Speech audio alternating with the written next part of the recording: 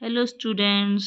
तो अब हम लोग पढ़ने वाले हैं next unit 4.4 role of parents community in early intervention and identification. तो स्टार्ट करते हैं, देखते हैं role of parents. Role of parents, माता पिता जो होते हैं वो बच्चे के सबसे पहले टीचर होते हैं, चाहे बच्चा विकलांग हो, सामान्य हो या उसमें कोई समस्या हो या ना हो। और जो माता पिता ही होते हैं जो बच्चे की शिक्षा के लिए सबसे पहले प्रयास करते हैं, उसकी विकलांगता को दूर करने के लिए प्रयास करते हैं। सारी चुनौतियों का सामना पेरेंट्स ही करते हैं। तो अब हम पढ़ेंगे कि जो अर्ली आइडेंटिफिकेशन में और इंटरवेंशन में पेरेंट्स का क्या योगदान है, या किस प्रकार से वो अपने बच्चे को अर्ली आइडेंटिफाई करने में सहायता करते हैं। ठीक है, तो माता पिता की भूमिका नेक्स्ट देखते हैं। जैसे जन्म के समय से ही बच्चा सामान्य बच्चों की तरह क्रियाएं कर रहा है आदि का ऑब्जर्वेशन माता पिता द्वारा होता है।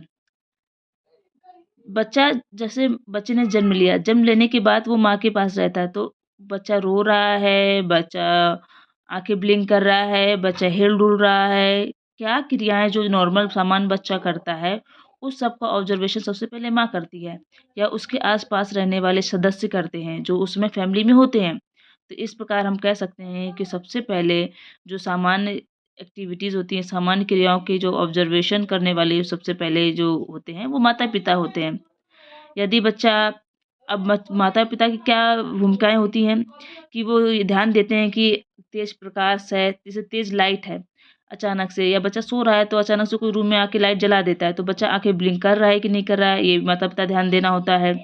कोई तेज आवाज़ हो रही है तो उसमें बच्चा आंखें ब्लिंक कर रहा है या चौंक रहा है या रो रहा है कि नहीं हो रहा है, ये सब पेरेंट्स को ध्यान देने वाली बातें होती हैं, पेरेंट्स को ध्यान देना होता है।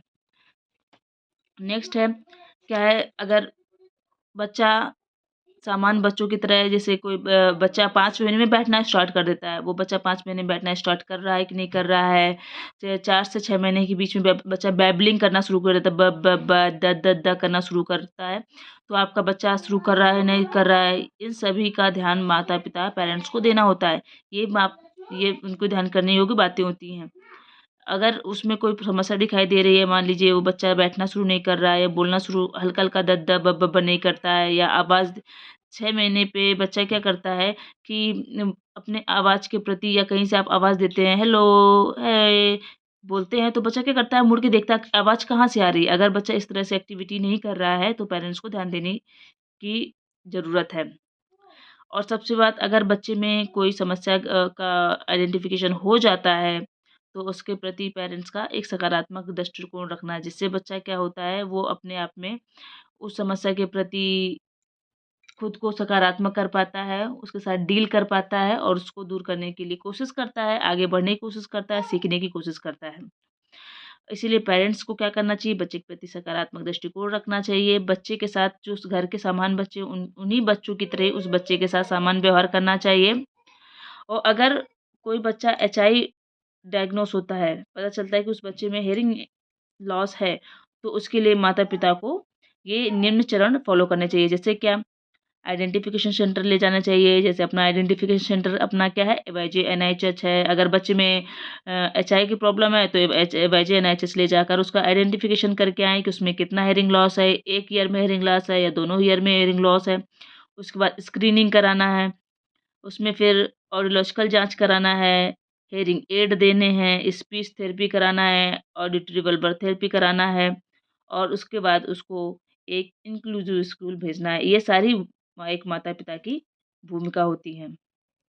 स्कूल भेजने के बाद भी लगातार अपने बच्चे को प्रोत्साहित करना, बच्चे को सामाजिक कार्यक्रम में शामिल करना। अक्सर हम लोग देखते हैं कि जिन पेरेंट्स के घर में स्पेशल बच्चा होता है ना, तो वो उस बच्चे को कहीं पर, जैसे कि किसी भजन कीर्तन या जागरण वगैरह में लेके नहीं जाएँगे, जो पार्टीज़ होती हैं वहाँ पर उसको लेके नहीं जाएँगे, उसको घर में ही रखते हैं। क्योंकि उन्हें लगता है कि ये स्पेशल बच्चा है, इसको ले जाएँगे तो ये परेशान हो जाएगा, या उनको खुद ले जाने में परेशानी होती है। वो हमको नहीं करना है। हमें क्या करना है, हमें समान बच्चे की तरह उस बच्चे को भी सभी सामाजिक कार्यक्रम में शामिल करना है। अगर मान लीजिए कि बच्चे में लोकोमोटर डिसेबिलिटीज़ है तो उसको ऐसे कार्य, जो सामाजिक कार्यक्रम में ऐसे कुछ कार्य होते हैं जैसे कि बैठ के बिल बनाना, नंबर नोट करना, तो ऐसे कार्य, उस ऐसे कुछ कार्य भी उसको देंगे जिससे उसे क्या होगा, अच्छा फील होगा, वो अपने आप को इंक्लूसिव सोचेगा कि हाँ, मैं भी सामान्य लोगों की तरह हूँ, मैं भी कुछ कर सकता हूँ। तो ये सब माता-पिता की भूमिका होती है। अब क्या है कि घर, कई बार क्या होता है, पेरेंट्स सामान्य बच्चे के साथ-साथ कुछ ज़्यादा ही वो व्यवहार करने लग जाते हैं, उसको खुद से कोई काम करने नहीं देते हैं। तो हमें ये भी ध्यान रखना है कि हमें सामान्य बच्चों की तरह उसे भी खुद के ख़्याल रखना सिखाना है, उसे खुद का काम करने देना है। माता-पिता द्वारा अगर वो अपने बच्चे को, विशेष बच्चे के प्रति सकारात्मक नज़रिया रखेंगे, उसको, तो उसके आस-पास के जो उसके सिबलिंग्स हैं, भाई-बहन हैं, वो भी उसके प्रति सकारात्मक नज़रिया रखेंगे और उसको प्रोत्साहित करेंगे। और नेक्स्ट है, समय-समय पर बच्चे की स्क्रीनिंग या इंटरवेंशन सर्विस के लिए ले जाना चाहिए। कई बार क्या होता है, पेरेंट्स उसको एक बार ले जाके तो चले गए कि हाँ, उसको हेयरिंग एड दिला दिया, 2-3 बार स्पीच थेरेपी दिला दिया, उसके बाद कुछ नहीं। बस मतलब उसके बाद आराम से वो सेल खत्म हो रहा है, उसको हेयरिंग एड में कुछ समस्या आ रही है, कोई ध्यान नहीं दे रहा। लेकिन उसके लिए क्या करना है, पेरेंट्स को समय-समय पर स्क्रीनिंग के लिए भी लेके जाना है कहीं, और समस्या तो नहीं बढ़ रही है, इसको कहीं प्रोग्रेसिव हेयरिंग लॉस तो नहीं है कि धीरे-धीरे समय के साथ बढ़ रहा है। उसका हेयरिंग एड सही से काम कर रहा है कि नहीं कर रहा है, उसके लिए उसको प्रॉपर स्क्रीनिंग के लिए लेते जाते रहना चाहिए। नेक्स्ट है, बच्चे की विकलांगता की तीव्रता को देखते हुए उसके लिए उपयोगी प्रशिक्षण के लिए ले जाना। अब जैसे कई बार क्या होता है कि माइल्ड लेवल का बच्चे में माइल्ड लेवल का हेयरिंग लॉस है, माइल्ड, मॉडरेट, सीवियर, प्रोफाउंड। अगर मॉडरेट तक है बच्चे में तो उसको हाँ, स्पीच थेरेपी दिलाएँ, अच्छे से अच्छे हेयरिंग एड दिलाएँ, जिससे क्या होगा, वो स्कूल में जा पाएगा, अच्छी शिक्षा ग्रहण कर पाएगा तथा उसमें आत्मविश्वास का डेवलपमेंट होगा। तो ये सारी जो बताया मैंने पॉइंट्स, ये सारी जो भूमिकाएँ हैं वो सारी पेरेंट्स की हैं, जो अपने बच्चे के लिए करनी होती हैं। अब हम लोग पढ़ने वाले हैं रोल ऑफ कम्युनिटी, क्योंकि अभी तो हमने देखा कि हम पेरेंट्स के क्या रोल्स होते हैं, पेरेंट्स किस प्रकार से अपने बच्चों को प्रोत्साहित कर सकते हैं, उसको आगे बढ़ने में, पढ़ने में मदद कर सकते हैं। अब भाई देखिए, बच्चा एक कम्युनिटी में रहता है, समाज में रहता है, सोसाइटी में रहता है, तो कुछ सोसाइटीज़, कम्युनिटीज़ के भी रोल्स होते हैं, जो बच्चे को आगे बढ़ने के लिए, उसको अपने प्रति सकारात्मक दृष्टिकोण डेवलपमेंट करने के लिए ज़रूरी होते हैं।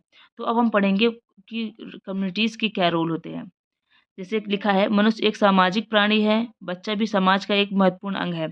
यदि समाज में कोई स्पेशल बच्चा होता है तो माता पिता के साथ साथ समाज समुदाय की भी कुछ जिम्मेदारियां होती हैं, जो ये हैं, देखते हैं क्या है।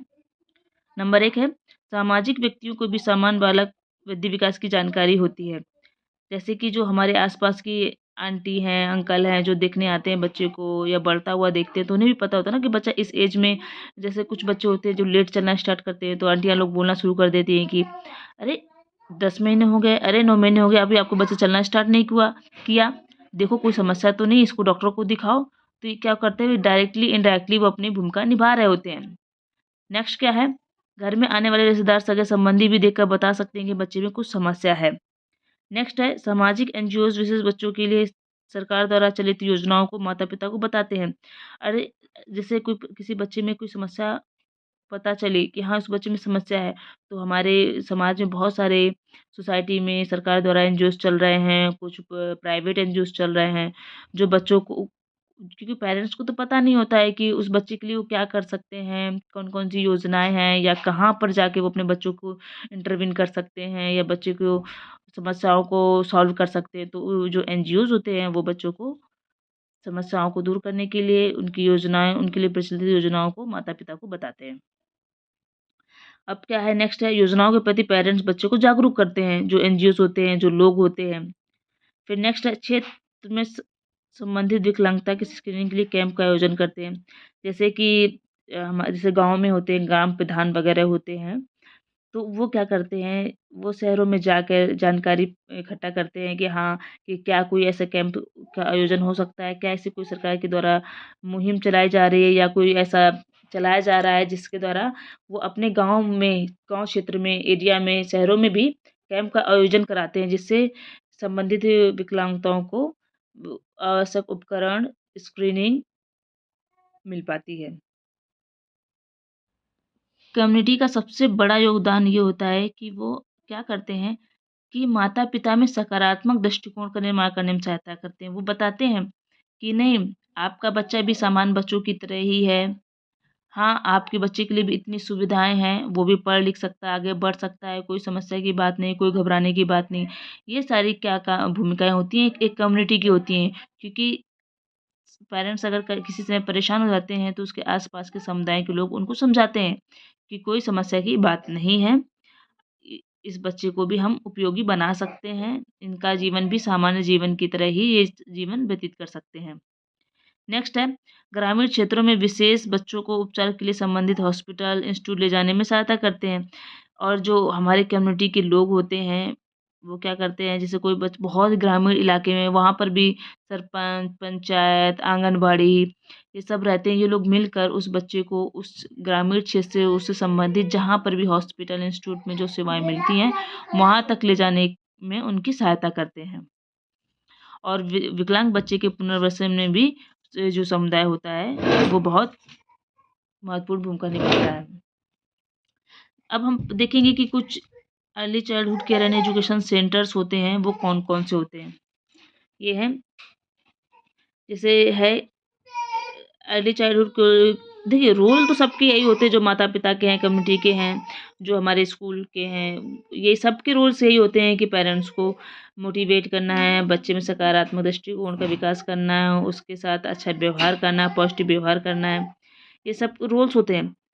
अब कौन-कौन से सेंटर्स होते हैं जो ये रोल्स निभाते हैं, या कहाँ-कहाँ पर ये सारे चीज़ें होगी जो बच्चों की स्क्रीनिंग की जा सकती है। प्री स्कूल्स हैं, आंगनबाड़ी हैं, बालवाड़ी हैं, गवर्नमेंट हॉस्पिटल्स हैं, प्राइवेट हॉस्पिटल्स हैं, कैंप्स हैं।